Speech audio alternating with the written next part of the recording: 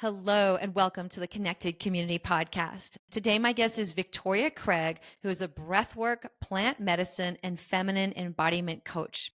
Today, Victoria and I explore breathwork as a path to healing.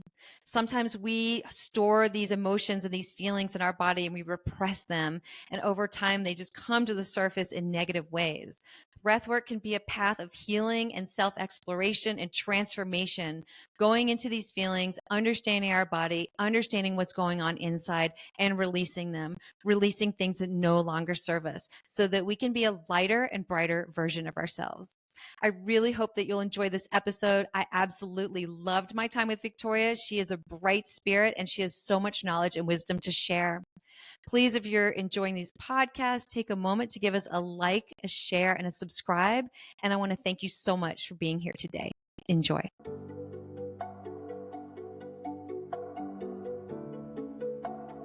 Hello, and welcome to the Connected Community Podcast, a place to explore possibility through mindfulness, movement, and self-discovery. Our intention is to deliver insight and inspiration while fostering conversations that are genuine, unfiltered, and deeply human. We hope you will enjoy today's episode.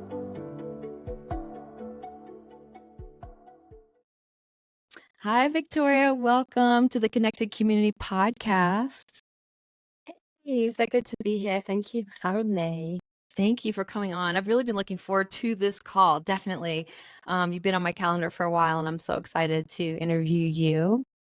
So you do breath work, plant medicine, and then you're a female embodiment coach. So I'd like to begin by what that means to you when I say that. So really, I interweave all of the medicines and body work that has helped me to heal, come home to myself, come home to my body. And when I say come home to my body, this is kind of the feminine piece, is actually feeling safe to live in our body and be connected with our feminine energy, feminine essence. Mm-hmm. And so what is the womb healing that you talk about? What is that specifically? When we talk about the womb, we talk about the womb space, which is very much linked with, around it's the sacral chakra area.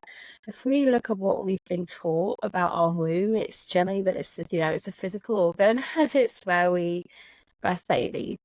But there is so much more to our womb. There's a spiritual, energetic, and emotional space to our womb. When our womb is out of balance or we're disconnected from our womb, that part of our body, it can show up in multiple ways in our body, physically, in our body, in our life, so physically, emotionally, energetically. So if we look at the womb space, it's our center for power, for creativity, for abundance, for obviously birthing, right? But not just babies. This is where we're like path out our ideas, our businesses, whatever that is that we want to bring in and create in this world. It's birthed through this portal. It is a portal. Can we think how powerful we are as women, because we actually bring souls from another dimension through our bodies into our physical 3D world. We never really think about it like that, but it's just like, wow, this we have so much power within our body and within this space. And anything, if we look at what can physically manifest or show up in that area, I always say for women, if they've got any physical issues, ailments, or dis-ease that is really linked to anything to do with our our female organs, genitals, and you might have heard of it as see vagina, whatever resonates with me, it's what really resonates with me. So things like UTIs, any kind of fertility issue, pelvic inflammatory disease, any like STDs, any issues around menstrual cycle, whether it's incredibly heavy, painful menstrual cycles, no menstrual cycle, or regular menstrual cycle, all of these ailments or symptoms that are showing up in our body, it's an invitation to go deeper into this space. It kind of acts as like an emotional jump draw when we're disconnected. The emotion that is very much can weigh down this space is shame, and as women we carry a lot of shame through our conditioning, through programming, through culture, through through patriarchy. So it's a really beautiful journey to reconnect with this space, and also connecting when we're looking at our menstrual cycle as well. Again, we weren't taught, most women aren't taught an awful lot about their menstrual cycle, other than, you bleed once a month, hormones fluctuate, you're likely going to have PMS, and you wear a tampon, you wear a pad. And that's mostly what most of us learn, and we end up growing up not liking our cycle. I'm raised to say I hate my cycle. Yep. Like it was just like, it's this like pressure. Why do I have to deal with this? Why do I have to bleed every month? Why do I get a little bit moody at certain times of the month? Whereas actually, our cycle is connected to it. Such a powerful part of being a woman, and we can get so much inner wisdom and guidance to our cycle. We're looking at 4 seasons. If we start with our inner winter, which is our menstrual cycle, our bleed. Yeah. This is when the body wants to, and the mind wants to turn inwards. This is why we're more likely to want to cave, to isolate a little bit. We're not likely feeling so social or wanting to be around so many people. If you have the ability around when work you do, that might be more kind of back end or admin, not as many like meetings or being around people. It's also often a time when our insecurities and shadows come to the surface. And if we can, we can look at that. And I had this where it's like every time I would bleed, or just before my bleed, imposter syndrome, like really, really big imposter syndrome at that time of the month. It was just, my body is telling me, okay, this is something you haven't met. This is something you haven't healed. This is something you haven't moved through. And so we can get so much information from that time of our cycle. And then we go into the inner spring, the follicular phase. So our energy is going to be improving a little bit. Also in winter, this is where you're bleeding, very little or no exercise, maybe some yoga, maybe a walk in nature. And then follicular or inner spring, our energy starts to build up. So we're going to be doing slightly more intense workouts, and we're going to start to feel a little bit more social, a little bit more out there. So when you might be your ideas, your birthing, you're creating ideas, and we go into our inner summer, which is our ovulation, our sex drive is at the highest. It's sort of feeling the most like fertile and social, and we're wanting to be around people. We've got lots of energy. Again, we can do our workouts to match that phase of our cycle, and then we'll go into luteal in a full, luteal in the longest phase and a half. First half we generally still could be good, but you already start to see as hormones start to shift and change, and that back end part, that the energy's going down a little bit. It's starting to feel like it heads towards that cocoon. There might be a little bit of PMS coming out, but however, very intense PMS is normally telling us there's an imbalance in our hormones and in our cycle. But we're going to start going down the workout, so it starts to eating differently. So cravings like come in, and we get to honor those cravings. So you need to eat a little bit more food. So yeah, there's just so much that we can get from our cycle, and also honoring our body, honoring our energy, and honoring our hormones, because we are not small men. And that's ultimately what we have been brought up to do. We try to honor a man's body clock, which is, they have it easy, it's day and night, and they are consistent throughout a month, but we are not consistent, and we often battle out and try and push through that, and then that can end up with us, burning out and having, hormone imbalances. So, it's working with the room and working with the cycle, it really can be incredibly life-changing. Yeah. I mean, it sounds like the body of your work has to do with women stepping into their divine, owning their feminine divine, embracing that, and releasing any conditioning that might not serve them anymore. Does that sound correct? Yeah, ultimately, it's really reconnecting with the feminine body, essence, and our emotions. And this is where, there's multiple things that plant medicine comes in, breath work comes in, because they really help us reconnect. They also help us release, the programming, the conditioning, whether it's ours, whether it's been passed down to us, or to release it until it comes up again. In that kind of a space, we go so far and little patterns want to come back in.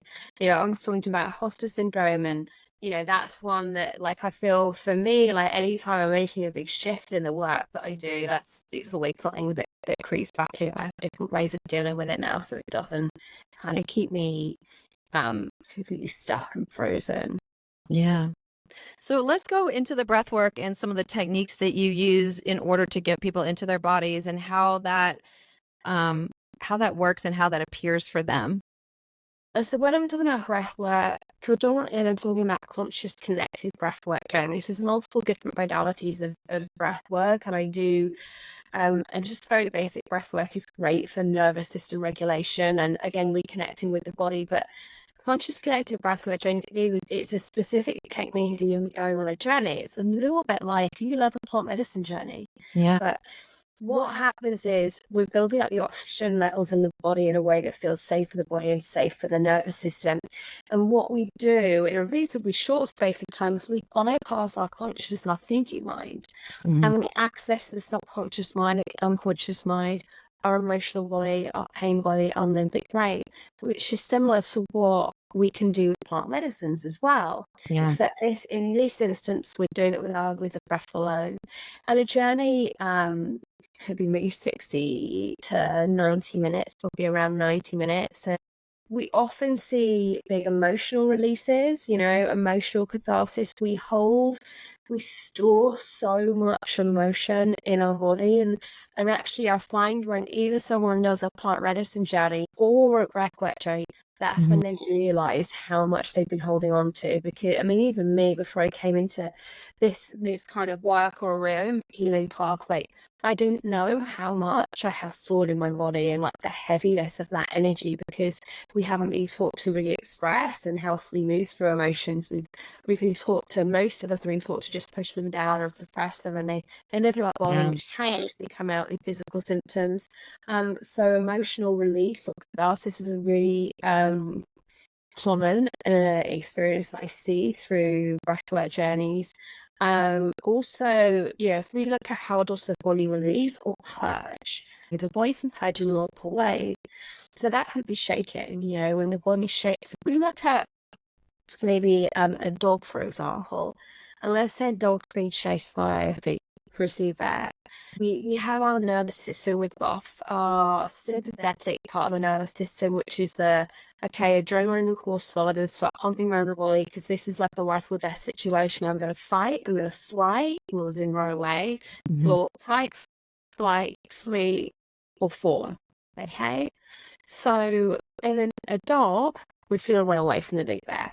As soon as it gets to a place of safety, the first thing it does is shake its whole body. What it's doing is discharging the energy from its body, and it's completing the trauma cycle. As humans, we don't do that. And actually, you see that in most animals. Most animals do that, just using a dog as an example. So we can shake, and that is that releasing that stuck and stagnant energy that the nervous system has kind of been clinging on to, holding on to, and they've been keeping us in that sympathetic part of the nervous system, which we need that for safety, for survival. But chronically feeling in that state is very detrimental to our mental, physical, and emotional health.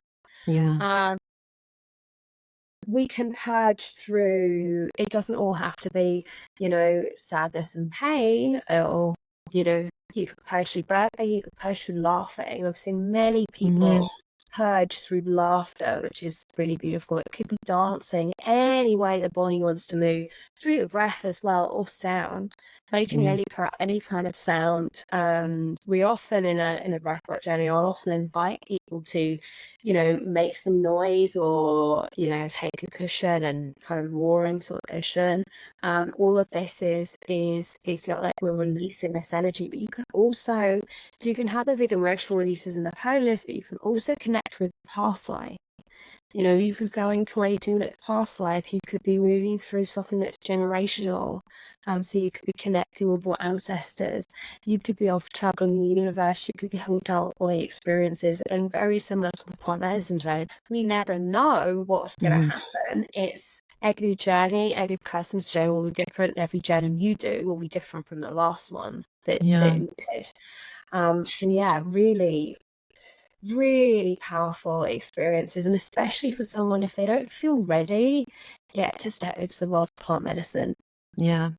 So what are some of the techniques that you use, or do you use multiple techniques, or do you cater them to the individual that you're working with or to the group that you're working with?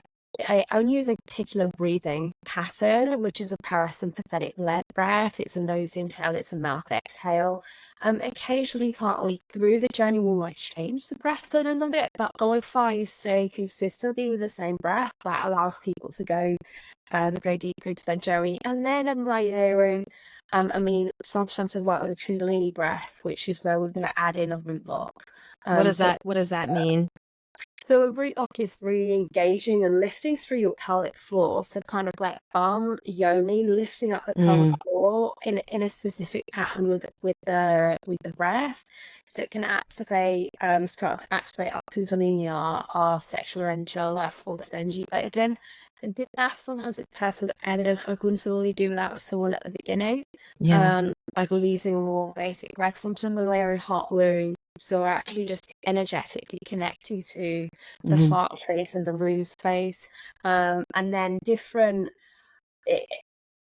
techniques depending on the person. And it's really, you know, I see with breathwork, we often people get into their head as, am I doing it right?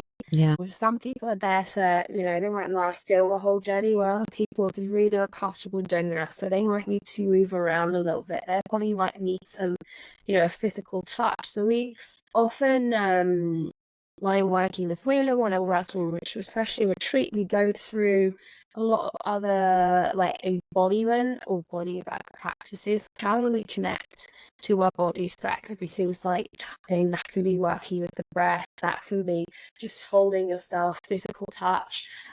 So we invite them to bring any of these into a breathwork journey if they feel called to. Yeah. What is your technique when somebody is very heady, that they're very cerebral, that they're very analytical, they're very logical, and they haven't had much experience with breath work or just going into their body and being in touch with their feelings? How do you approach that? Okay, so sometimes the movement piece can help. This is something I actually experienced very recently in a retreat, and it was movement that really helped to allow them to just kind of drop in deeper. But also, another one I try is maybe a different breathing style. It's the same breath, but a two-part breath, so they can actually drop in a little bit quicker. But ultimately, as long as we keep breathing with the technique, though, you will bypass the conscious and the thinking mind. When I'm explaining the breathwork process to anyone, they're like, you know, it could be 5 minutes, 10 minutes, 15 minutes, 20 minutes, first dependent. You're likely going to have some of that multiple line coming in. You're likely going to be lying back and you're like, oh, what do we do for dinner? Why did I come here? Do I really want to do this? I'm uncomfortable. Oh, what's on tomorrow? I've got this on my shoe list. I need to forget.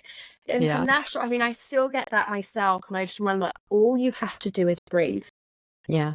So in this case, it's like a belly, chest, exhale, and if it helps them to say that to themselves as they're doing it, it's like breathe, come back to the breath, come back to, and as long as they keep that continuous breath cycle, there will be a complete like shift. Yeah. And they alter that state of consciousness. But they've kind of found, we would say it's not having people not drop in, it's more that they kind of given up before they've allowed themselves to go there, or they have got there but they're not going in as deeply. So this is where we'll start to, you know, talk about like the well back this note. Normally that's when someone's like, I'm doing it wrong, or, you know, I shouldn't be doing it like this, or why am I mourning, or you know, so this is, we kind of just re-coach them. There's no right or wrong. What feels fit for your body? What does your body want to do now? Does it want to move? Is there a twist? Is that, and we find that people tend to always get there in the end. Yeah. I mean, I have found that even myself where things happen day to day and there's little things that kind of those little wounds, those little hurts, somebody says something, even, getting frustrated, somebody slams on their brakes in front of me in the freeway. And then those little things just start to pile up, pile up, pile up without us really necessarily noticing it. And I have had that experience too, where I've tapped into my breath and all of a sudden it like all of these emotions, they start coming up to the surface, to be released where I wasn't even necessarily aware that they were all there. I think because we hold on tightly, we want to be together and in the world, and we don't give ourselves that space to after a trauma to, or we don't even have the tools or the knowledge of how to do it. But if there is a trauma, little or big, we don't really know how to release that energy. And I have found that shaking, moving, brushing things off, and that breath work has been a really profound way to tap in and to really just connect with what's going on inside of us. And that, I mean, ultimately, that's it. It's a journey to our inner world, right? Where we're not in our day to day, conscious thinking mind, where we're always doing. We don't give ourselves a huge amount of time to fully sit with our emotions. And also, if you're someone like me that I've apparently grown up for a very long time, I found it really hard to cry. Because again, it's like a conditioning of programming that it's weak. So I wouldn't cry if I so being able to have something like a breath work, it bypasses that part of me that's telling me I need to be strong and allows me to just fall into the emotion and feel it. And when we're working with breath work as well, we always, and again the same with plant medicine, we always do a lot of sharing and talking around what could come up and actually the safety that we could feel in our emotions, because a lot of us have not felt it safe to go into the more challenging or the darker emotions, and there's a fear of getting stuck there. Yeah. Yeah, I actually want to touch on that because it's such a common fear, that people are so bound up with anger or depression, sadness, whatever that thing is that they're holding in. And I've heard it from a lot of people and experienced it myself, where it's like, "Oh, if I open this up just a teeny bit, then I'm not going to be able to shut the door. I'm not going to be able to close it, or I might cry and I might never stop crying." And I've seen it with other people where they've had that fear, and that's what's holding them back. And that's a pretty big one to bust through. So how do you work with that if they haven't allowed themselves to go to that place before, or they're not used to expressing outwardly? Well, it's always going to be, slowly, slowly. So, for example, if someone really had a deep, deep fear of going into their emotions, I wouldn't be suggesting that the first thing they do is ayahuasca. Right. No.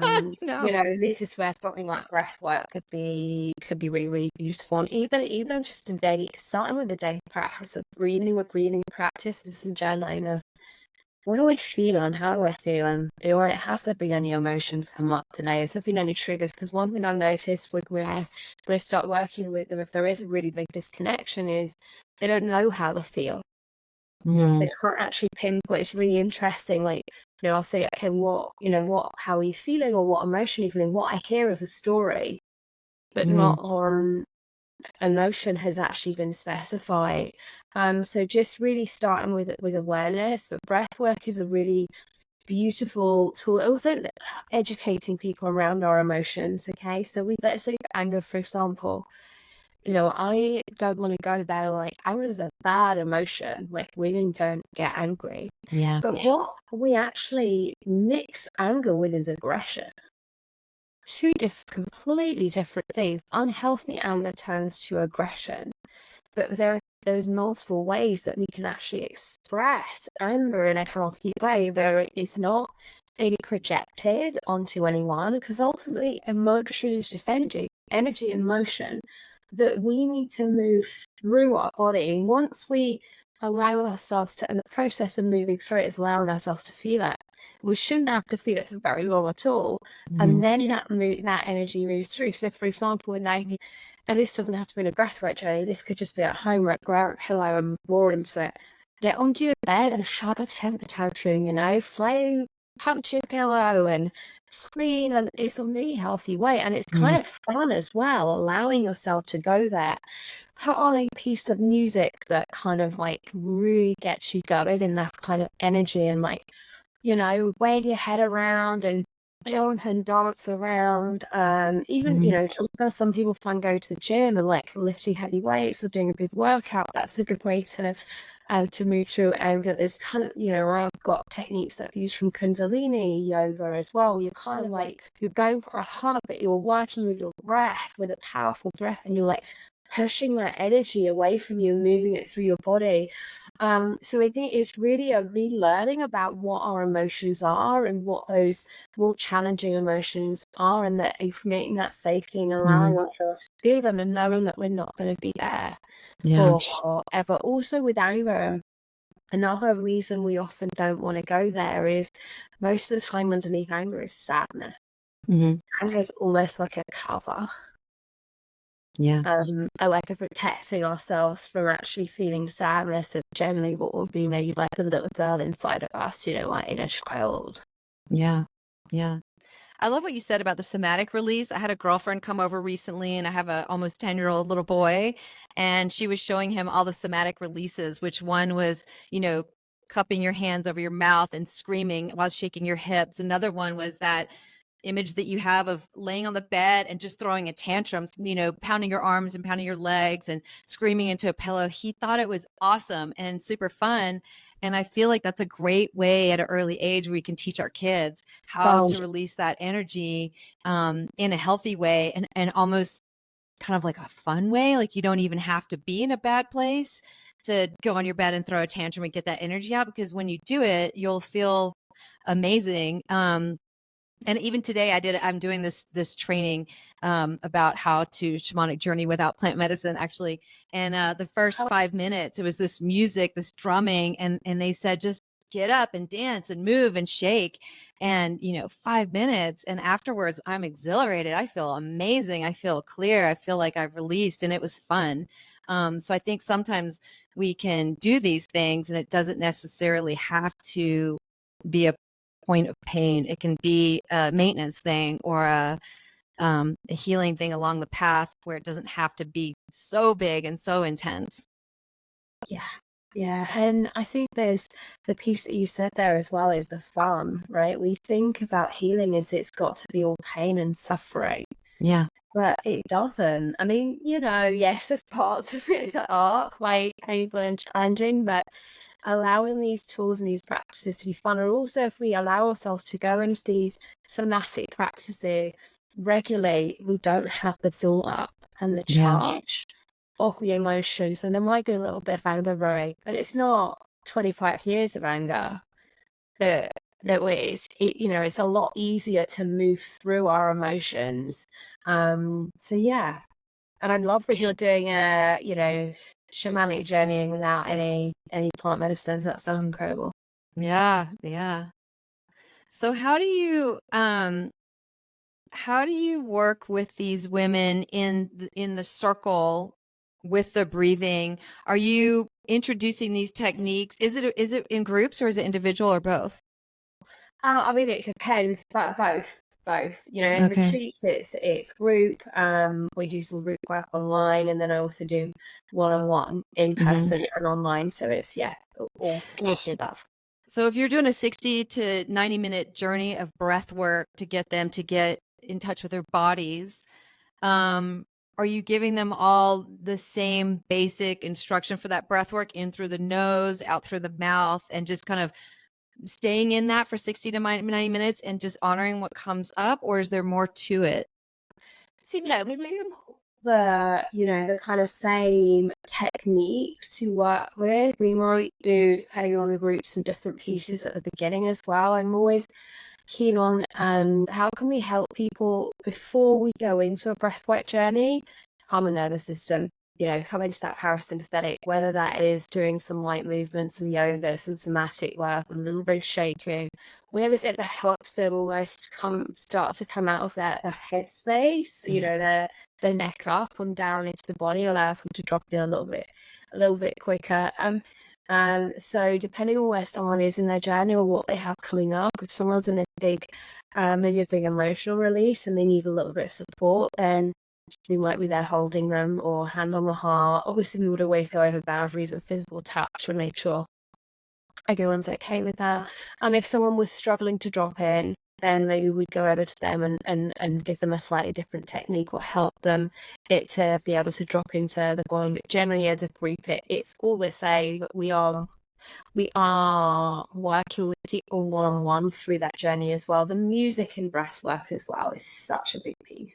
The music kind of takes you on a journey as well. And a lot of the music helps women and men to actually activate certain areas of the body or activate emotion. Is it specific music that you're using? Is it that drum beat? Generally medicine music of a wide variety, with some more common or current songs as well that'll come in, but generally it kind of goes in like a wave, where we're having at the beginning, it's really about gripping into the body and, like calming the nervous system. We're going, and then the music starts to pick up as the breath up. So we'll always start with for me, it's like a slow breath coming into a moderate breath. And then this kicks up, and my journey tends to come to like a peak. So this might be where they have the big release, if there's going to be a release, like house down where it's come up. And then we'll go into more of an inspiration. I probably see quite a lot of emotions activated in this. It creates journey music that really activates, I'm really good at picking music that makes it and then we go into more like a Asha, in ways like it finishes with more of the meditative type music. Generally, predominantly it's medicine music. So I've been a yoga teacher for over 20 years, and everything I do is revolves around the breath and the breath work. And what I've found myself is that a lot of people have forgotten how to breathe correctly. And so they're breathing from that chest up, and they're not getting into that diaphragmatic breathing where when they inhale, their belly comes out. I've also noticed that people breathe in reverse, myself included. When I started doing the yoga training, I had to retrain my breath that when I did inhale, that my belly went out, because when I was inhaling, my belly was coming in. And when I was exhaling, and I found that super common. And there is a big difference, because I think when we're doing that chest breathing, we're not getting into our body and we're not accessing those parts of us. And when we can dive down into the lower parts of our belly, then we're really kind of activating and connecting with ourselves. Have you found that in your practice? And then if you have, how do you work to teach people to go into that deeper breath? Yeah, definitely. I mean, I think like I said, most people don't breathe correctly, and we do simply have to retrain myself. And I think there's also a big piece of going in about breathing, because it's so used to holding it in. Yep. Putting on tight clothes. Yep. Even underwear, even bras, they're restrictive of our breath and restrictive of our diaphragm. So we'll start with the belly, right? Can we just breathe as early as nothing else? Can we feel the belly rise? And then, again, when we look at diaphragmatic breathing, it's our diaphragm is now it's expanding out to the sides as well as this. So it's like, can we have the hands on if we feel? Can we just breathe in a page? And then just start to combine them. I also find as well, because we're often very restricted in our breath, and what really opens up people's breath capacity is teaching them how to do a self-diaphragmatic massage. So being able to start something within that area, also being able to release tension around the diaphragm, and it is amazing. And you can do this at 10 minutes. It's amazing the difference you can feel in the capacity of their breath. Yeah. It's interesting when you said that. I'd completely forgotten, but I remember when I started my yoga training, my diaphragm was as hard as a rock, and I thought it was my core or my abs. And it was my diaphragm, and it was that restriction around it. And it took me a long time to realize that that wasn't necessarily normal or good, and to let that diaphragm soften. It was hard all of the time. And this is that thing as well, because you can say, right, just, diaphragmatically breathe, or breathe into the hands on the side, breathe into the ribcage. If someone's completely locked up in there, Yeah. They're not going to be able to. Also, if you go for, if we go for our own like massage treatments, it's rare for someone is to not actually get you to this state because it's so close to, to my breasts, right? Or, when I have on the side of sort of when I'm like, it tickles so much. I know, like, I need to do that myself, and it's such a simple practice, and it just opens up the diaphragm and that, the thoracic area of this body as well. Mm. So it sounds like, I mean, it's very individualized depending on where somebody is, depending on how much they've been able to release emotion in the past or hold it in, depending on how they're breathing and if they have access to breathing into the deep parts of their belly or if it's really shallow. I mean, it's definitely an individual path, it sounds like. Yeah, it really is, and we need to meet everyone where they're at, because when when we're doing this deep work, something that can feel really good and safe for one person could feel really unsafe or Mm, triggering for someone else. And example, we're talking about hand up, right? Get a pillow, scream into it, great. But if you've been brought up in a abusive environment, maybe where your mom and dad were fighting and screaming all the time, mhm. making that noise could actually be really re-triggering Yeah. to trauma response. So action is just like someone like that. They might do better with like a kundalini exercise, like using their breath and pushing it away. And when we're working on the healing pathway, like with plant medicine, when we're working with breath work, we're working with trauma Yeah. ultimately. And the most important thing is that we have a trauma sensitive and safe space because if we don't feel safe, we're going to leave these spaces more dysregulated and potentially re-traumatized. And it's something I have experienced, unfortunately, myself in the past, and it took me a very long time to get over it or move through it and come back to a place of regulation. Yeah. I do think that the setting is key. Like it definitely has to be an environment that's nurturing and safe and comfortable. And I think people might need to step into that environment a few times, and each time their wall lowers a little bit more and a little bit more and a little bit more. Yeah. Yeah. I went to a retreat not long ago and I had some anger that I needed to move through. And it was in a group setting where I didn't feel it was a safe setting 100%, but it didn't feel like I wanted to spew that anger out into the room because it was so massive. And one of the people in the retreat pulled me outside and went outside under a tree and they told me to scream at a pillow. And I was like, are you kidding me? And they encouraged me to do it and just kind of fake it. And so in the beginning, I was just faking it and I felt absolutely ridiculous. And by the end, I was absolutely blood curdling screams going into this pillow and pounding the earth. And for quite a long time, it seemed like, but the release after that, it felt like I had shed years and years and years and years of crap that wasn't serving me. And it was so powerful. So I almost think sometimes for people, it's good to just kind of fake it and just play along with it until your body integrates. Yeah, because sometimes it's just that you're allowing your body to do that. And then in that allowance, the next thing comes is like that safety and that opening, and like, okay, my body thinks it's okay for me to go now. It's okay for me to feel this. Oh, I'm not going to die if I feel this emotion. Mm-hmm. Yeah. And so I think I think that support for people that are new to it is really important, either one-on-one or in a group.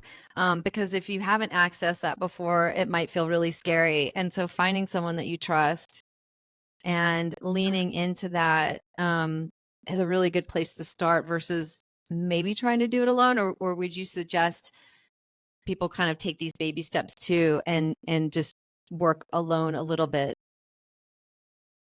I think it really depends on where you're at. Personally, for me, like at the beginning, I think having support is really important, especially if you are someone that's wanting to move through trauma. Yeah, for And I sure. think it's very important to be held in that space. And also, if there is a real disconnection for emotions, how do I go there?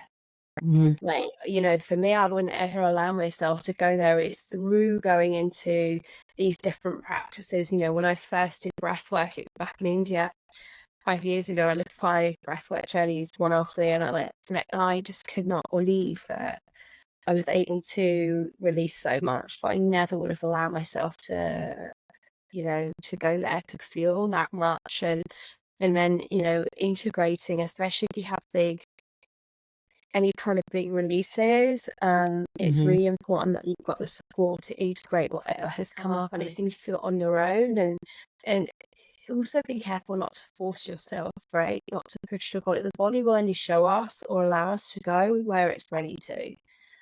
So we don't want to be pushing and pushing and pushing, and having someone that like understands this and can meet you where they're at, they're going to be able to kind of navigate that journey in a time frame that feels good for you, your nervous system, and your body.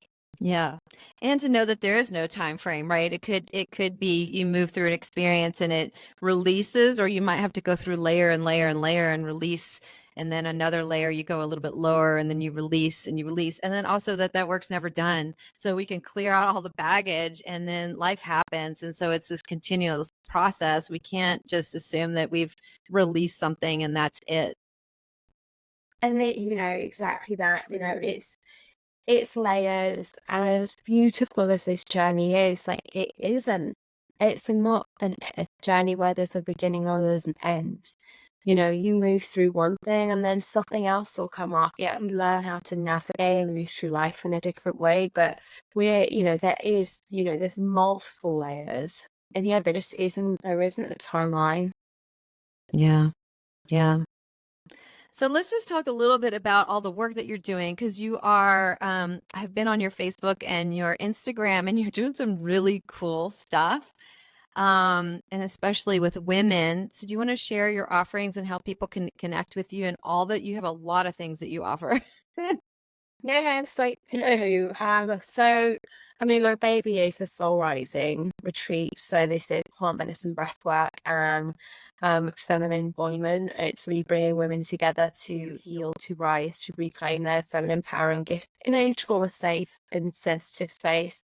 A big part of that is sisterhood, sisterhood and community. The retreats are at the moment held in Mexico, which is where I currently reside and live in the jungle. We're working with ayahuasca, we're working with Cambo. We have a traditional way Ryan Telestal ceremony, breath work journeys. We work through different nervous system regulation tools, somatic practices, daily movement and yoga, lots of laughter and joy and fun as well. So that's a really, that's the baby, if you want something that is, you want to be in community and connected to other women, and you feel that you're ready to go on a deep journey, in the deep journey, that you are fully supported and held throughout. We even in partners in ayahuasca, we hold ceremony a little bit different. We're not pitched that if you're going through something, we are right there by your side, supporting you and holding you through that. So that's the retreats. And then Well, wait 1 second, Victoria. How many days is that, and how often do you offer that? 7 nights, eight Nice. days. Yeah. Our next one is, we've actually just had one. The next one is August. So August the 15th to the 22nd. So we've got 12 spaces for that. So yeah, 7 nights, 8 days, Mexico. We've flown to Cancun, really beautiful space in the jungle. So that's the retreats. And then I work with women one-on-one in, the plant medicine space. I've had women that don't want to be in such a big group come out to work with me one-on-one for a period of time. Or if there's a specific medicine that someone wants to do, if they're working more on just physical health, they might want to work with Cambo. And then in the online space, breathwork, and kind of work with breathwork and coaching. And actually, in the pipeline at the moment is going to be a microdosing and breathwork, feminine embodiment online program, which I'm really excited about, combining the two of those. Yeah. Beautiful. Yeah. Yeah. And then the questions is to find me will leave the website, which is it's www.victoriacrate.com, and you'll see the Soulrise retreats on there as well, or Instagram. Instagram is, my handle is I am Victoria Craig, and it's the R8 energy. I love just connecting and chatting to women on Instagram, building relationships, and speaking about healing journey and the medicine journey, and all of the things feminine embodiment. Yeah. Yeah.